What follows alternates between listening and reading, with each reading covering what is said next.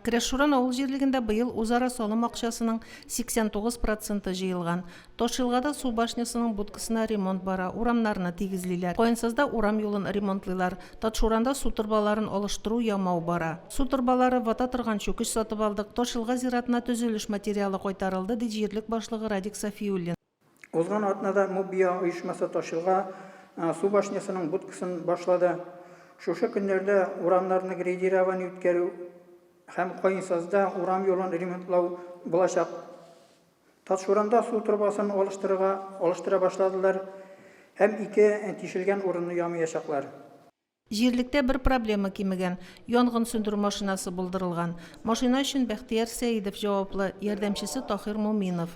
Машина 3 тапкыр урынга чыккан инде, бензин мәсьәләсен хәл итәсе бар. Шулай ук вакцинация мәсьәләсе дә актуаль. Кірешуран авыл жерлігінде өткен жиында район башлығы Рамил Муллин һәм аның орынбасары Озат Әхмәтҗанов катнашты һәм сорауларга җавап бирде. Шул ук көнне җыен Вәрәшбаш авыл жерлігендә дә үтте. Җирлек башлыгы башкарылган эшләргә хисап тотты, алдагы бурычларга тукталды.